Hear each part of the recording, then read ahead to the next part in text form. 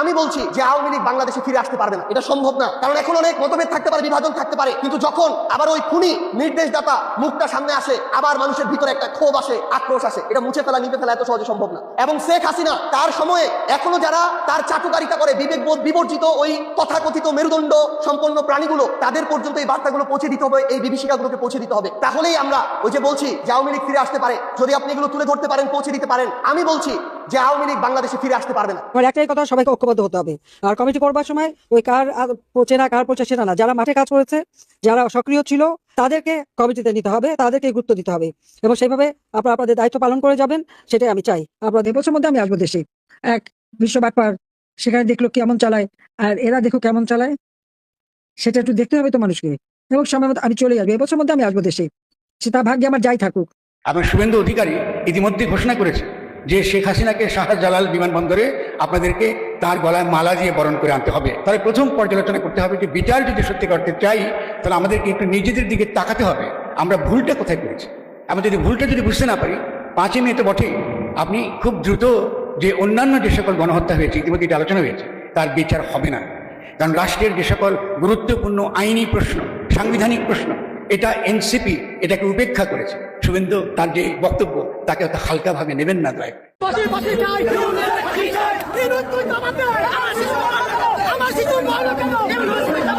ইউনূস একটা বিশ্ব বার্তা। ইউনূস যে একটা অপশাসন কায়েম করেছিল, 18 মাস যে বাংলাদেশটাকে একটা ধ্বংস করে দিয়ে গেছে, বাংলাদেশের প্রতিটা ইনস্টিটিউশন ধ্বংস করেছে এবং নিজে চুরি চামারি করে কিভাবে নিজের অর্থ লাভ করা যায়, নিজের মামলাগুলো খারিজ করা যায়, আয়কর ফাঁকি দেওয়া যায়, সবকিছু ইউনূস নিজে করে দিয়ে গেছে। এবং সর্বশেষ যাওয়া 3 দিন আগে বাংলাদেশটাকে আমেরিকার হাতে বিক্রি করে দিয়ে গেছে।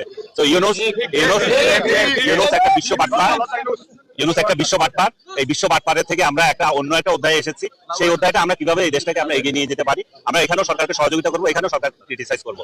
পৃথিবীর কোথাও কোনো আজকে কোথাও বিমান কি বা সরকারের অধীনে আছে? এই কথাগুলো বললে আমি অনেকের কাছে আন্ডিয়ার হবো। আপনার বিমানের জন্য বোয়িং থেকে আবার কিনতেছে, ধার করতে করি, এয়ার ইন্ডিয়া প্রাইভেট করে দেবে, পিআই বিক্রি করে দিচ্ছে না, তো আপনার কোনোটা করবেন না। তারপরে সবাই বললে স্বাস্থ্যের জন্য টাকা দাও, শিক্ষার জন্য টাকা দাও, তার লেখাপড়া হলো টাকা যাচ্ছে। Then you pay the more of the taxes. শেষ কথা আমি বলতেছি, এত সুদ দিয়া, এত ট্যাক্স দিয়ে দেশে কোনো ব্যবসা হবে না, মনে রাখবেন। একদিকে রাষ্ট্রীয় অর্থের কৃচ্ছ সাধনের বলি, আর অন্যদিকে বাস্তবে কোটি কোটি টাকার বিলাসিতা। সাবেক অন্তর্বর্তীকালীন সরকারের প্রধান উপদেষ্টা ডক্টর মোহাম্মদ ইউনূসের আজারবাইজান সফর নিয়ে এখন তোলপাড় সোশ্যাল মিডিয়া। কিন্তু কত টাকা খরচ হলো এই সফরে? নানান জল্পনা কল্পনার অবসান ঘটিয়ে প্রফেসর ডক্টর মোহাম্মদ ইউনূস কি সত্যি রাষ্ট্রপতি হয়ে ফিরবেন? অথবা আরেকটা আলোচনা এখন আসছে যে তাকে রাষ্ট্রপতি করা হতে পারে, রাষ্ট্রপতি না করা হলেও প্রধানমন্ত্রী বিশেষ দূত হিসেবে তাকে নিয়োগ দেওয়া হতে পারে। বিএনপি খুব আরামে আছে, আরাম ছুটাবে যখন পাবলিক চিকন মেশিনে ঢুকাবে। সহজভাবে নিচ্ছেন যে এমনি তো মরছে, এত ছাড়বে না। আপনার এখন থেকে 10 বছর পরে কী বলবে জানেন? যে বিএনপি ক্ষমতা থাকায় অবস্থায় 2026 সালে এপ্রিল মে মাসে 400 জন শিশু মরে গিয়েছিল হামে আক্রান্ত হয়ে। তখন বলবে না যে ইউনূস কি কিন্তু দুর্বলতা ছিল? 10 বছর পরে আমার হকার কার্ডও দরকার নেই, ফুয়েল কার্ডও দরকার নেই, কিচ্ছু দরকার নেই, খালি গালির কার্ড দিয়ে একটা খালি গালি দিব এই দেশ রে, সকাল বিকাল সন্ধ্যা। গাজা আউলিয়ার গেলে তো হইছে, আমাদের লোক এমপি সাহেবের লোক, ডিসি অফিসের লোক, ওরা এইভাবে এক পাগলের পাড়া ভাঙছে, আমার হাতটা ভাঙছে, মাজার ভাঙচুর করছে। হ্যাঁ, কেন ভাঙছে তাকে জিজ্ঞেস করবা। কেন ভাঙছে? তারা দখল করতেছে, মাজার ভাঙিয়ে দিতেছে। মাজার কি ভাঙা সম্ভব? এটা রাত্রি 4টার সময় এটা হাতটা বন্ধ করে হাতটা মহিলা মানুষ করে খেতে দেবো বল। হ্যাঁ, মাজার দখল করবে তার। হ্যাঁ, আমাকে জীবন দেখতে সাথে দখল করবে না, পাগল করে সব কিছু নিয়ে গেছে। জামাতের লোক, ডিসি অফিসের লোক, এমপি সাহেবের লোক, ডিসি লোক আছে, ডিসি লোকই করতেছে সব। মাজার গাজা খাইবে, গাজা আউলিয়ার গেলে তৈরি হয়েছে, আপনাকে আমাকে লিখে গাজা বিনা আউলিয়া খাইবে খাবার জন্য, বেচা বন্ধ করার জন্য। পাশের দেশের যারা স্বপ্ন দেখছে বাংলাদেশের ভূখণ্ডকে দখল করবে, এদেশের আল্লাহু আকবারের তাকবীর শুনে তারা যেন বারবার রাস্তা পর্যন্ত খুঁজে না পায়, বলো ঠিক কিনা? আসসালামু আলাইকুম প্রিয় দর্শক, নতুন একটা নিউজে সবাইকে স্বাগতম। প্রিয় দর্শক, ভিডিও শুরুতেই অনেকগুলো ভিডিওর অংশবিশেষ আপনারা ইতিমধ্যে দেখেছেন। দেখেই বুঝতে পারছেন আজকের ভিডিওটি কতটুকু গুরুত্বপূর্ণ এবং আকর্ষণীয় হতে চলেছে। চলুন কথা না বাড়িয়ে একটা লাইক দিয়ে সম্পূর্ণ ভিডিও দেখে আসি। তার আগে বলবো, যারা এখনও চ্যানেলটি সাবস্ক্রাইব করেননি তারা সাবস্ক্রাইব করে দিবেন, আর যারা সাবস্ক্রাইব করেছেন তাদেরকে অসংখ্য ধন্যবাদ। প্রিয় দর্শক, কথা বাড়াবো না, চলুন মূল ভিডিওতে চলে যাই। নানান জল্পনা কল্পনার অবসান ঘটিয়ে প্রফেসর ডক্টর মোহাম্মদ ইউনূস কি সত্যি রাষ্ট্রপতি হয়ে ফিরবেন? অথবা আরেকটা আলোচনা এখন আসছে যে তাকে রাষ্ট্রপতি করা হতে পারে, রাষ্ট্রপতি না করা হলেও প্রধানমন্ত্রী বিশেষ দূত হিসেবে তাকে নিয়োগ দেওয়া হতে পারে, স্পেশাল এনভয়। তো এই দুইটার একটা হয়ে ফিরবেন কিনা এই আলোচনা জোরালো হচ্ছে দর্শক। এবং প্রফেসর ইউনূসকে এই জায়গায় আনতে মহা আয়োজন চলছে, অতএব ইটস ভেরি সিগনিফিক্যান্ট। দর্শক, প্রথম আয়োজন হচ্ছে যে রাষ্ট্রপতি শাহাবুদ্দিন চুপ্পুকে বিএনপি সরকার লন্ডন পাঠিয়ে দিয়েছে। জাস্ট একদম নর্মাল শিডিউল তার লন্ডন সফর, এটা মনে করার কোনো কারণ নেই। তিনি লন্ডন চিকিৎসা নিতে যাওয়ার কথা আগে কখনো বলেনি। তিনি সাক্ষাৎকারে যেটা বলেছিলেন, সম্ভবত মানব জমিনের সাথে সাক্ষাৎকারে বা কালের কণ্ঠের সাথে সাক্ষাৎকারে বলেছেন তিনি সিঙ্গাপুর যেতে চেয়েছিলেন, কিন্তু ইন্টারিম তাকে সিঙ্গাপুর যেতে দেয়নি।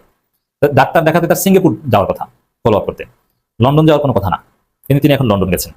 তা আমরা দেখেছি যে চুপ্পু সুস্থ সবল চুপ্পু, আমরা দেখেছি পার্লামেন্টে চুপ্পু বক্তব্য দেন এবং জামাতের এনসিপির যে স্লোগান এবং চুপ্পুকে যে অপমান, সেই পরিস্থিতিতেও তিনি সোজা হয়ে দাঁড়িয়ে সুন্দরভাবে বক্তব্য দিতে পেরেছেন। কখনো পাবনা যান, কখনো সামরিক কবরস্থানে যান, শহীদ মিনারে যান, কিংবা স্মৃতিসৌধে যান। ভালো সুস্থ সবল, সুস্থ সবল মানুষ এমনিতে নিয়মিত চেক আপ বা ফলো আপ করাতে লন্ডন গেছেন। যাওয়ার পরে আমরা শুনি যে তার হার্টে ব্লক ধরা পড়েছে, জরুরি এনজিওপ্লাস্টি করা হয়েছে। শুনেন, এইসব বাটপারি এগুলো জনগণকে বুঝাবেন না। এমনিতে সুস্থ সবল চুপ্পু যাওয়ার পরে হার্টে ব্লক ধরা পড়েছে, যাওয়ার আগে ধরা পড়েনি। ভাই, বঙ্গভবনের ভিতরে কোনো বাইরে কোনো হসপিটালে চিকিৎসা নিতে যাওয়ার দরকার নেই। বঙ্গভবনের ভিতরে যে ডাক্তার আছে, বঙ্গভবনের ভিতরে ঘুমায় এমন যে ডাক্তার আছে, বঙ্গভবনের ভিতরে যেসব মেডিকেল যন্ত্রপাতি আছে জরুরি প্রয়োজনে, ওই যন্ত্রপাতির মাধ্যমে যদি আসলে তার হার্টে ব্লক থাকতো ওটা ধরা পড়তো, এতে কোনো ডাক্তারের কাছে যাওয়ার দরকার হতো না। বঙ্গভবনের ভিতরে এতটুকু ইকুইপমেন্টস আছে, আমরা জানি, আমি জেনে বলছি যে সেখানে যদি হার্টে ব্লক থাকতো আগেই ধরা পড়তো। এখন হার্টে ব্লক ছিল, আগে ধরা পড়েনি, লন্ডনে যাওয়ার পরে ব্লক ধরা পড়েছে।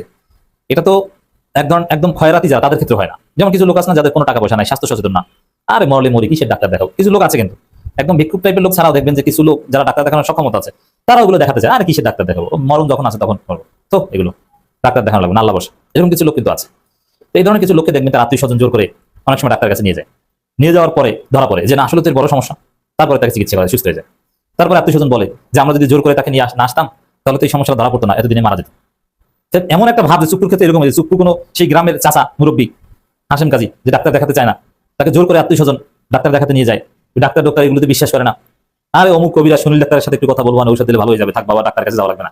মনে হয় যেন চুপ্পু এরকম কিছু না, চুপ্পু এরকম কিছু না। চুপ্পুর বঙ্গভবনে যেসব ডাক্তার থাকে, চুপ্পুর শরীরে একটু সামান্য তাপমাত্রা 98.4 থেকে যদি 98.5 হতো, কি কারণে ওটা আইডেন্টিফাই করে নানান ব্যবস্থা নিত। অথচ তার হার্টে ব্লক, এটা নাকি লন্ডন যাওয়ার পর ধরা পড়েছে। লন্ডন যাওয়ার পরে কি ব্লক তৈরি হয়েছে, আর এতদিনে তৈরি হয়নি, মানে এটা কি? আমার কাছে মনে হচ্ছে এগুলো সব মেটিকুলাস ডিজাইন কথাবার্তা। আমার কাছে মনে হচ্ছে এটা এরকম হতে পারে যে তাকে লন্ডনে সেফ এক্সিট দেওয়া হয়েছে এবং হার্টে ব্লক অমুক তমুক নানান কথাবার্তা বলে দানাই পানাই করে এক পর্যায়ে না শারীরিক কারণে তিনি আর আসতে পারবেন না। তার আসতে তো একজন রাষ্ট্রপতি লাগে, ঠিক আছে চুপ্পু আপনি পদত্যাগ করেন। তারপরে বলবে যে আমি শারীরিক কারণে পদত্যাগ করেছি, অন্য কোনো কারণে, শারীরিক অসুস্থতার কারণে পদত্যাগ করেছি। তার পরিবারের লোকজন বলবে না থাকে এই অবস্থায় দেশে যাওয়ার দরকার নেই, হয়তো শারীরিক কারণে পদত্যাগ করবে। তারপরে বিএনপি এদিকে তাদের নতুন পছন্দের রাষ্ট্রপতি নিয়োগ দেবে। তো এখানে কয়েকটা বিষয় থেকে বাঁচবে যে ভারতের সাথে যে চুক্তি হয়েছিল যে না চুপ্পুকে সম্মান দিতে হবে, চুপ্পুকে সম্মান দেওয়া হলো, কারণ চুপ্পুকে তো ঘাট ধরে ইমপিচ করেনি, চুপ্পুকে সম্মানজনক সেফ এক্সিট দিয়েছে এবং তিনি শারীরিক অসুস্থতার কারণে পদত্যাগ করেছেন, এটাও হলো।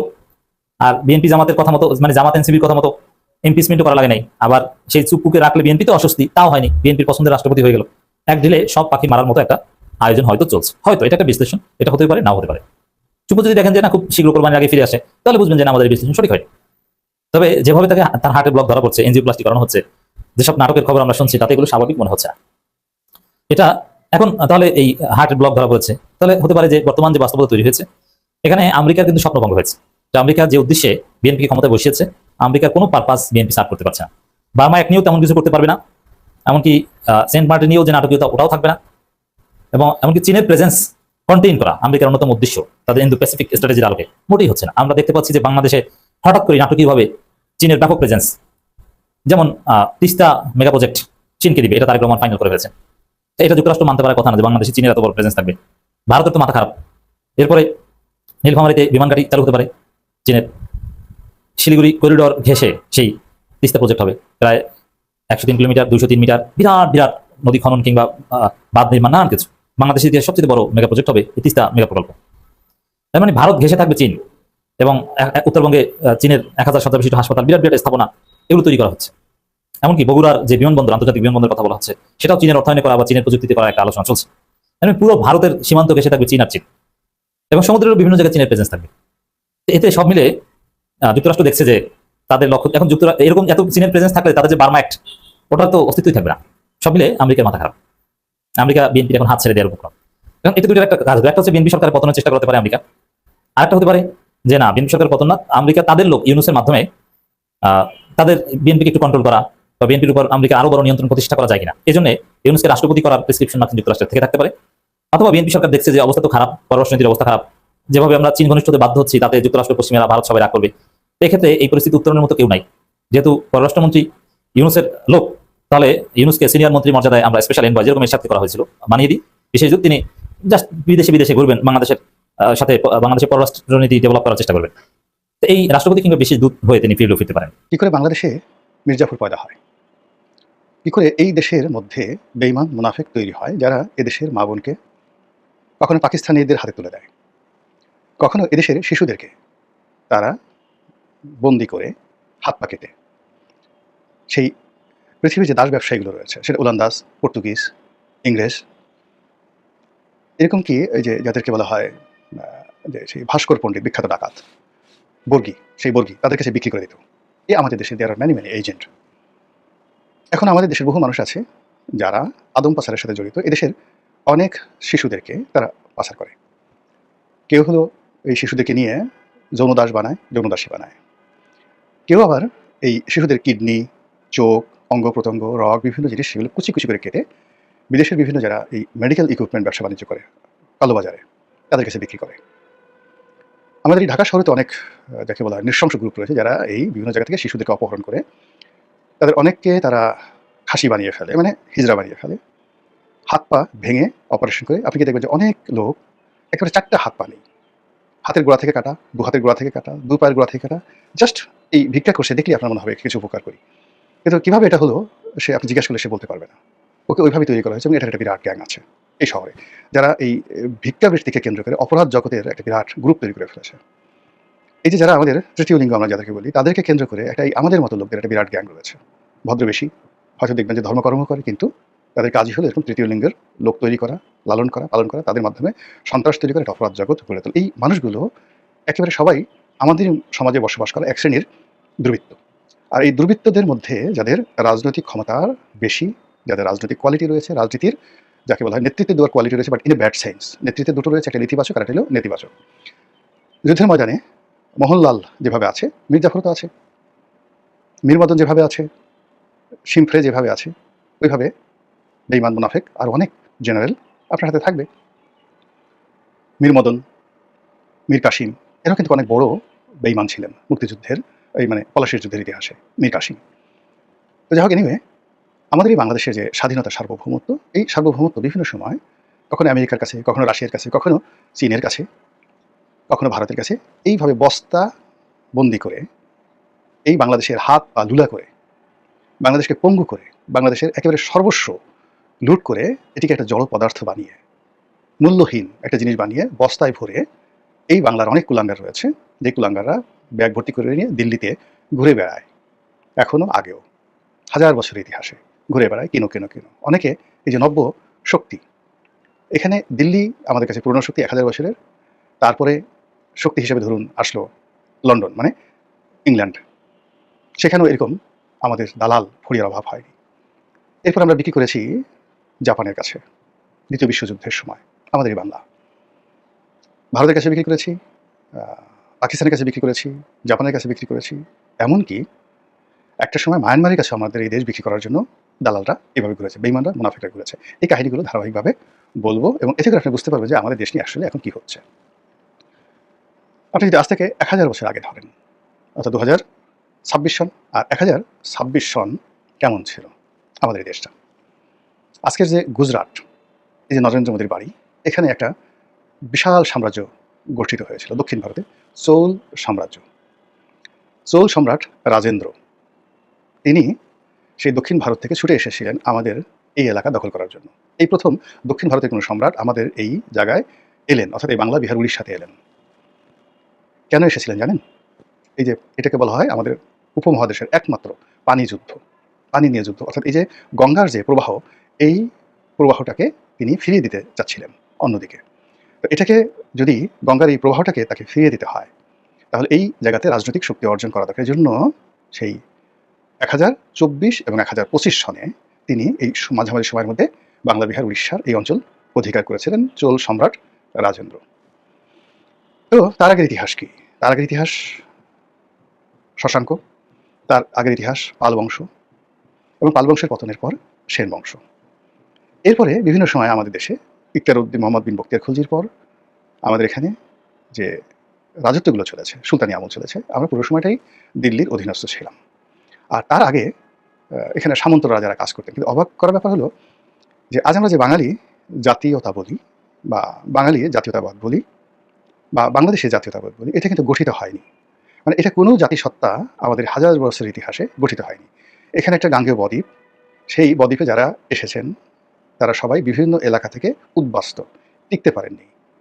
এখানে এসেছেন, বন জঙ্গলে বসবাস করেছেন, এবং তাদের রক্তের মধ্যে হীনমন্যতা, অসভ্যতা, চুরি, ডাকাতি, রাহাজানি এই জিনিসগুলো ছিল। যেভাবে আসছে এখানে, মানে আমাদের এই যে জনগোষ্ঠী, সেখানে আপনাকে দ্রাবিড় সংস্কৃতিতে যেতে হবে। এটাকে আপনাকে বুঝতে হলে দ্রাবিড় সংস্কৃতিতে যেতে হবে। তো সেখান থেকে আসলো, ফলে আমরা কোনো জাতি গঠন করতে পারিনি, এমনকি কোনো গোত্র গঠন করতে পারিনি। ভারতের, পাকিস্তানের বিভিন্ন এলাকাতে বড় বড় বিখ্যাত গোত্র আছে, কিন্তু আমরা কোনো জাতীয় গঠন করতে পারিনি, কোনো গোত্র গঠন করতে পারিনি, ফলে কোনো জাতীয়তাবাদও তৈরি হয়নি। এমনকি ভাষা, আমরা কোনো ভাষাও গঠন করতে পারিনি। আমাদের যে ভাষা, এই বাংলা ভাষা, এটা ধীরে ধীরে ধীরে ধীরে গড়ে উঠেছে এটা আরাকান রাজসভাতে কবি আলাউলের জমানাতে 7ম-10 শতাব্দীতে। এর আগ পর্যন্ত কোনো বাংলাই ছিল না। এই সংস্কৃতিতে কিছু শব্দ বিভিন্নভাবে, এই যে আমরা বাংলা যে কথা বলি, বাংলাকে নিয়ে আমাদের যে জাতীয়তাবাদ, এটা 1952 সনে তৈরি হয়েছে ভাষা আন্দোলনের মাধ্যমে। এর আগে বাংলা কেন্দ্রিক যা কিছু আছে কোনো জাতীয়তাবাদ তৈরি হয়নি। তো বুঝতে পারছেন আমাদের ভিত্তিটা, মৌল ভিত্তিটা কত দুর্বল। এই যে এখন বাংলাদেশি জাতীয়তাবাদ বলা হয়, বাংলা জাতীয়তাবাদ বলা হয়, ইট ওয়াজ নেভার হ্যাপেন্ড বিফোর 1971। মানে 71 সনের আগে এই জাতীয়তাবাদই ছিল না। যখন মুক্তিযুদ্ধ হয়ে গেল, তখন যারা আমাদের জ্ঞানীগুণী, তখন তারা বললেন যে আমাদের একটা জাতীয়তাবাদ দরকার, ভূখণ্ড তো পেলাম, সেই জাতীয়তাবাদটা কী হবে? বাংলা হবে, বাঙালি জাতীয়তাবাদ হবে। আবার যখন জিয়াউর রহমান সাহেব এলেন, তিনি বললেন যে না, বাংলা জাতীয়তাবাদ তো হলে সেটা সেই বাংলা বিহার উড়িষ্যা হয়ে যায়, আসামের বাংলা হয়ে যায়, ত্রিপুরার বাংলা হয়ে যায়, তারপরে পশ্চিমবঙ্গের বাংলা হয়ে যায়, এটা একটা ঝামেলা হবে, ফলে বাংলাদেশের জাতীয়তাবাদ। দুটোরই কিন্তু যুক্তি আছে, কিন্তু এটা কিন্তু খুব তড়িঘড়ি করে করা হয়েছিল। বিফোর 1971 আমাদের এই জাতীয়তাবোধই জাগ্রত হয়নি। আমাদের শুধু রাজনৈতিক অধিকার চেয়েছি, আমরা স্বায়ত্ত শাসন চেয়েছি, কিন্তু একটা ভাষার ভিত্তিতে, একটা রাষ্ট্রের ভিত্তিতে একটা জাতীয়তাবাদ, এটা যদি আপনাকে বুঝতে হয়, তাহলে আপনাকে অ্যাংলো স্যাক্সন, যেটা ইংল্যান্ডে যে জাতীয়তাবাদ গড়ে উঠেছিল, সেটা বুঝতে হবে। আপনাকে বুঝতে হবে যে রেড ইন্ডিয়ান জাতীয়তাবাদ, আপনাকে বুঝতে হবে প্যান আরব জাতীয়তাবাদ, আপনাকে বুঝতে হবে চৈনিক জাতীয়তাবাদ, আপনাকে বুঝতে হবে পার্সিয়ান জাতীয়তাবাদ, অ্যাংলো ইউরোপিয়ান জাতীয়তাবাদ বুঝতে হবে। আদারওয়াইজ আপনি বাংলা এবং বাংলাদেশি জাতীয়তাবাদ গড়তে পারবেন না। মহাত্মা গান্ধী যখন এলেন, তখন তিনি প্রথম যেটা করতে পেরেছিলেন সেটা হলো ভারতীয় জাতীয়তাবাদ, দ্য ইন্ডিয়ান ন্যাশনালিজম। অথচ ভারতবর্ষের ইতিহাসে ভারত যে শব্দটি, এই শব্দটিকে ধারণ করে ইন্ডিয়ান ন্যাশনালিজম বা ভারতীয় জাতীয়তাবাদ, এটা ভারতের 5000 বছরের ইতিহাসে তৈরি করতে পারেনি। যেটা মহাত্মা গান্ধীকে কেন ফাদার অফ দ্য নেশন বলা হয়, তিনি প্রথম এই 5000 বছরের ইতিহাসে ভারতকে একটা ন্যাশনালিজমে দাঁড় করিয়েছেন। তার প্রেক্ষিতে স্বাধীনতা যুদ্ধ হয়েছে, স্বাধীনতা লাভ হয়েছে, স্বাধীনতার আন্দোলন হয়েছে, what ever maybe, he is the father of nation. কিন্তু রামকে কিংবা ভারতকে ভারতের ফাদার অফ দ্য নেশন বলা হয় না, কিংবা পঞ্চপাণ্ডবকে ভারতের জাতির পিতা বলা হয় না। ভারতের অন্য কেউ এই ন্যাশনালিজমটা জাগ্রত করতে পারেনি। তো সেই ন্যাশনালিজম যে জাগ্রত করে, সেই আসলে জাতির পিতা হয়। সম্রাট আকবরকে ভারতের জাতির পিতা বলা হয় না, হি দ্য ফাইনেস্ট এভার, যাকে বলা হয় আমরা ওয়ার্ল্ড এভার হ্যাজ সিন। এরকম পৃথিবীতে মানে খুব অল্প কয়েকজন সম্রাট যাদের মধ্যে আছেন, তিনি সম্রাট আকবর। বা শিবাজির কথা নিয়ে ভারতের খুব বলছে, কিন্তু শিবাজিকে কি আপনি বলেন তো, নরেন্দ্র মোদীকে বলেন তো শিবাজিকে জাতির পিতা বানান, সমস্ত ভারত বিভক্ত হয়ে পড়বে। এর কারণ হলো সে ভারতীয় জাতীয়তাবাদকে করেন, সে হিন্দুয়ানা করেছে, একটা ধর্মকে সে নিয়ে ব্যবসা করার চেষ্টা করেছে। তদ্রূপ বাঙালিকে যদি আপনি খুঁজতে যান, তাহলে এই বাঙালি জাতীয়তাবাদ কে তৈরি করেছিল? এটা এই দুজন লোককে, আপনি বঙ্গবন্ধু এবং জিয়াউর রহমান, এই দুজনকে, তারা এই জাতীয়তাবাদটাকে তারা সামনে নিয়ে এসেছিল। অথচ আপনি আবুল হাসিম, তাদের অনেক জ্ঞানী আবুল হাসিম ছিলেন, হোসেন শহীদ সরওয়ার্দী ছিলেন, বাংলাদেশে আরও শেরে বাংলা একটা ফজলুল হক ছিলেন, কিন্তু তারা কেউ বাঙালি জাতীয়তাবাদটাকে বা বাংলাদেশের জাতীয়তাবাদটাকে ধারণ করতে পারেনি, ফলে জাতি গঠন হয়নি। আবার এই যে 1757 সনে পলাশীর যে প্রান্তর যা কিছু হলো, তখনও বাঙালি জাতি ছিল না, বাঙালি জাতীয়তাবাদ ছিল না, বাংলা বিহার উড়িষ্যা এটা রাষ্ট্রসত্তা ছিল। তো যেটা বলছিলাম, সেই যে আগের আমল থেকে যেটা হলো যে আমরা একটা রাষ্ট্র গঠন করতে পারিনি, আমরা একটা জাতি গঠন করতে পারিনি, আমরা একটা ভাষা গঠন করতে পারিনি। আমাদের এই ভাষার ভিত্তিতে 52 সন থেকে খুব অল্প সময় গঠিত হয়েছে। ফলে কি হলো, আমাদের যে মির্জাফরদের ইতিহাস, এই দেশ বিক্রি করার ইতিহাস, সত্যি কথা বাঙালিদের মধ্যে যারা বাঙালি, এটা আপনাকে ধরতে হবে 1971 থেকে, মুক্তিযুদ্ধ থেকে। এই মুক্তিযুদ্ধের আগের যত মির্জাফর, যত রাজা বাদশাহ, সব বিদেশি, যত নাগরিক সব বিদেশি। এই ভূখণ্ডে সান অফ দ্য সয়েল আপনি কোথাও খুঁজে পাবেন না, এখানে খুঁজে পাবেন না। এই সান অফ দ্য সয়েল আসছে গুজরাট থেকে, সান অফ দ্য সয়েল আসছে আফগানিস্তান থেকে, আসছে মুর্শিদাবাদ থেকে, আসছে আপনার সেই ইসলামাবাদ থেকে, আসছে তুরস্ক থেকে। পৃথিবীর এমন কোনো জায়গা নেই এই শঙ্কর জাতির বীর্য আসেনি, এমন কোনো জায়গা নেই। এমন কোনো মানে যাকে বলে জরায়ু নেই পৃথিবীর, যে জরায়ু থেকে বাঙালির উদ্ভব হয়নি। পৃথিবীর সব নারীরা এখানে এসেছে, পৃথিবীর সব পুরুষ এখানে বীর্য দিয়েছে। তো এরকম একটা জাতিগোষ্ঠী, এই জাতিগোষ্ঠী যখন একটা ফরমেশনের রাষ্ট্রে আসলো, প্রথম রাষ্ট্র বঙ্গবন্ধুর নেতৃত্বে হলো, এই জন্য he is the father of the nation. তিনি একটা জাতীয়তাবাদের স্রষ্টা, তিনি একটা জাতির স্রষ্টা, তিনি একটা রাষ্ট্রের স্রষ্টা। তিনটা জিনিস কিন্তু একজনের ভাগ্যে ঘটে না। মানে আপনি একটা রাষ্ট্র তিনি উদ্যোগ নিলেন, তারই নেতৃত্বে একটা রাষ্ট্র হলো, তার নেতৃত্বে একটা জাতীয়তাবাদ হলো। তিনি একটা ভাষার ভিত্তিতে, একক একটা ভাষার ভিত্তিতে একটা রাষ্ট্রসত্তার জন্ম দিলেন। এটা একটা অসাধারণ ইউনিক, আপনি এটা কাউকে পাবেন না, তার সমপর্যায়ে কাউকে পাবেন না। তো এগুলো বাদ দিয়ে আমি যেটা বলছি যে সেই ৭১-এ যখন যুদ্ধ হলো, একটা গ্রুপ এই দেশটাকে পাকিস্তানের কাছে বিক্রি করতে চাইলো।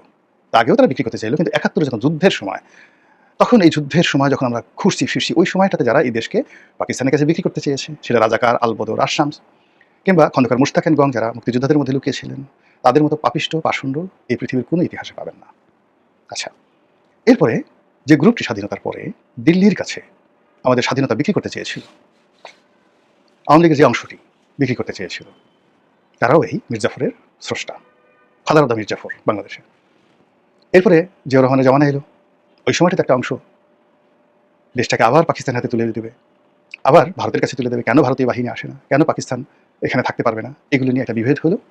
ফলে জাতি গঠনার যে প্রক্রিয়াটা শুরু হয়েছিল ৭১-এর মুক্তিযুদ্ধের মাধ্যমে, সেই জাতি আর গঠন হলো না, ভাষাটাও আর গঠন হলো না, জাতীয়তাবাদও গঠন হলো না, এবং টিল নাও এখন পর্যন্ত সেইভাবেই চলছে। আমরা এখন মনে করছি যে আমাদের আরবি শেখা দরকার, উর্দু শেখা দরকার, তারপর আমাদের ইংরেজি শেখা দরকার, ফ্রেঞ্চ শেখা দরকার, স্প্যানিশ শেখা দরকার, হিন্দি শেখা দরকার, কিন্তু বাংলাটা যে খুব ভালো করে শেখা দরকার, এটা আমাদের কেউ বলছে না। আমাদের রাজনীতিবিদদেরকে আপনি যদি নির্ভুলভাবে ২ লাইন বাংলা লিখতে বলেন, বলতে বলেন, বাংলা ব্যাকরণ বলতে বলেন, তাদের রক্তবমি হয়ে যাবে। তাদের পেটের মধ্যে যদি সে ১ মাসের কোষ্ঠকাঠিন্য থাকে, তাদেরকে যদি বলা হয় যে আপনি এই তৎসম এবং তদ্ভব এই শব্দগুলো ২০ থেকে ২৫টি শব্দ লিখতে হবে এবং ১০ থেকে ১২টি বাক্য তৈরি করতে হবে, ভয় এবং আতঙ্ক দ্বারাও যে আপনি ক্ষমতায় থাকতে পারবেন না, রাজনীতি করতে পারবেন না, আপনাকে গিলোটিনে মেরে ফেলা হবে এবং এটি লাইভ প্রচার করা হবে যে আপনি বাংলাদেশে রাজনীতি করেন, আপনি বাংলা ভাষা জানেন না। আপনি গিয়ে দেখবেন ভয় এবং আতঙ্কে তাদের পেটের মধ্যে ১ মাসের যে কোষ্ঠ জমা হয়ে আছে, সে ১ মাসের কোষ্ঠ মুহূর্তের মধ্যে সেটা ডায়রিয়া হয়ে যাবে। এই হলো বাংলা ভাষা। ইতিহাস বলতে বলেন, তারা সবকিছু তাদের মুখ দিয়ে বের হবে, কিন্তু ইতিহাস বের হবে না। ইতিহাস তো রাজনীতি হয় না। বুঝতে হলে আপনাকে ইতিহাস জানতে হবে। আর এই ইতিহাস না জানার কারণে কি হচ্ছে, মানুষ ক্ষমতা পাওয়ার সঙ্গে সঙ্গে ইমান হারিয়ে ফেলে। মানুষ ক্ষমতা পাওয়ার সঙ্গে সঙ্গে মীর জাফর, জগৎ শেঠ, রায়দুল্লাহ হওয়ার জন্য পাগল হয়ে যায়। একটা ছোট্ট উদাহরণ দেই। জেলখানাতে মানে অনেক ঘটনা ঘটে। আমাকে একদিন তারেক রহমান সাহেবের খুব ঘনিষ্ঠ বন্ধু গিয়াসউদ্দিন আল মামুন তিনি বলছিলেন এই কাহিনী। তো আমি যে রুমে ছিলাম সেই রুমটিতে একসময় সালমান এফ রহমান সাহেব ছিলেন, তারপর প্রয়াত নাসিম সাহেবও ছিলেন, সালাউদ্দিন কাদের চৌধুরী সাহেব যে রুমটাতে ছিলেন কাশিমপুর কারাগারে, আমি ঠিক সেই রুমটাতে ছিলাম। তো সালমান এফ রহমান সাহেব সম্পর্কে গিয়াসউদ্দিন আল মামুনের যে বক্তব্য, তিনি বললেন যে তিনি জেলখানায় ঢুকে 1/11-এর সময় ভীষণ রকম অনুতপ্ত ছিলেন এবং তিনি সারাক্ষণ কান্নাকাটি করতেন, নামাজ পড়তেন আর তওবা করতেন এবং বলতেন যে তিনি যদি বের হতে পারেন আর বের হয়ে তিনি আর এই কাজ করবেন না। কিন্তু যখন তিনি বের হলেন, আওয়ামী লীগ ক্ষমতায় এলো, তার অতীতের সমস্ত রেকর্ড ব্রেক করে তিনি অপকর্ম শুরু করলেন। আল্লাহ যে তাকে নিয়ামত দিয়েছে সেই নিয়ামতটা অস্বীকার করলেন। এই যে দেখেন, মানুষ যখন ক্ষমতা পায় তখন সে জগৎ শেঠ হতে চায়, খুব দ্রুত সে টাকা উপার্জন করতে চায় ক্ষমতাকে ব্যবহার করে, আর এখান থেকে তার মির্জাফরি শুরু হয়। শেখ হাসিনার যে পতন, সেই পতনের মধ্যে দেখেন একটা গ্রুপ তাকে দিল্লির দিকে নিয়ে যেত, আর একটা গ্রুপ তাকে আমেরিকার দিকে আর পাকিস্তানের দিকে নিয়ে যেত। এই সালমান এফ রহমান গ্রুপ, তারা এই আমেরিকা এবং পাকিস্তানের এই গ্রুপের মধ্যে ছিল। সরকারের যে সমস্ত গুরুত্বপূর্ণ যে কাজকর্মগুলো রয়েছে, সেই কাজকর্মগুলো মুহূর্তের মধ্যে শেখ হাসিনার এই মুহূর্তের যে গোপনীয় কথাবার্তা, এই যারা মার্কিন ডিপ স্টেটের এজেন্ট সরকারের মধ্যে ছিল, তারা ইসলামাবাদে পৌঁছে দিত, আইএসআইকে পৌঁছে দিত এবং আমেরিকাকে পৌঁছে দিত। এমনকি এই যে হেলিকপ্টারের শেষ মুহূর্তের ঘটনাও কিন্তু তারা জানত। সবচেয়ে মূল ব্যাপারটা হলো যে আপনি দেখেন শেখ রেহানার আর সালমান এফ রহমানের একটা ঘটনা। যদি পাকিস্তানি শেষ মুহূর্তে অর্থাৎ 6 ঘন্টা আগে তারা যদি শেখ হাসিনাকে পিক আপ না করতো, এই যে তাকে যেখান থেকে নেওয়া হবে, এই ঘটনাটা মার্কিন ডিপ স্টেটের যারা লোকজন শেখ হাসিনার মধ্যে ছিল, যারা গণভবনের নিরাপত্তা দায়িত্বে ছিল, যারা শেখ হাসিনার আশেপাশে ছিল, তাদেরকে ভারতীয় জানতে দেয়নি। যদি জানতে পারত তাহলে ওখানে শেখ হাসিনা শেখ রেহানাকে পাড়িয়ে মারত এবং তার লাশ গণভবনের সামনে ঝুলিয়ে রাখা হবে মার্কিন ডিপ স্টেটের এই মির্জাফররা শেখ হাসিনার কাছাকাছি ছিল। ডাক্তার ইনুস বা অন্য যারা আছে তাদেরকে দোষ দিয়ে লাভ নেই, শেখ হাসিনার আশেপাশে ছিল। এবং সেটার প্রমাণ হলো যখন শেখ হাসিনা চলে গেছে, উড়ে গেছে, এই ডিপ স্টেটের এজেন্টদের অনেক কথা, অনেক বক্তব্য এখন ফাঁস হয়ে গেছে। দেওয়ার সারপ্রাইজ কিভাবে গেল, দেওয়ার সারপ্রাইজ যে তাই নাকি ওখান থেকে হেলিকপ্টারে যাওয়া হবে, মানে দেওয়ার সারপ্রাইজ। কারা কারা সারপ্রাইজ হয়েছে, কারা কারা এই ঘটনা জানছে, আপনি একটু জানলেই বুঝতে পারবেন। ওই দেশটিকে শেষ মুহূর্তে আগস্ট মাসের 5 তারিখে আমেরিকার কাছে বিক্রি করার জন্য কারা কারা ডালা হাতে ঘুরেছিল, কারা কারা সেই কাজগুলো করেছিল, এরাই মানে পলাশির যে প্রান্তরে যে মির্জাফর, সেই মির্জাফরের বংশধর, সেই মির্জাফরের কপি।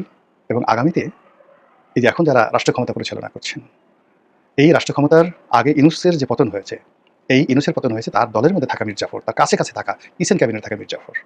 আবার এখন বর্তমানে যে তারেক রহমান সাহেব আছেন, তাকেও জানতে হবে যে কি করে বঙ্গবন্ধুর ক্যাবিনেটে থেকে, কি করে জিয়াউর রহমানের ক্যাবিনেটে থেকে, এরশাদের ক্যাবিনেটে থেকে, কিচেন ক্যাবিনেটে থেকে একেবারে তাদেরকে জেলখানায় ঢোকানো, তাদেরকে মৃত্যুর আজরাইলের হাতে তুলে। প্রিয় দর্শক, ভিডিওটি দেখে কি জানলেন বুঝলেন অবশ্যই আপনাদের মূল্যবান মতামত কমেন্ট বক্সে জানিয়ে দিবেন। পারলে ভিডিওটি শেয়ার করে সবাইকে দেখার সুযোগ করে দিবেন। ধন্যবাদ।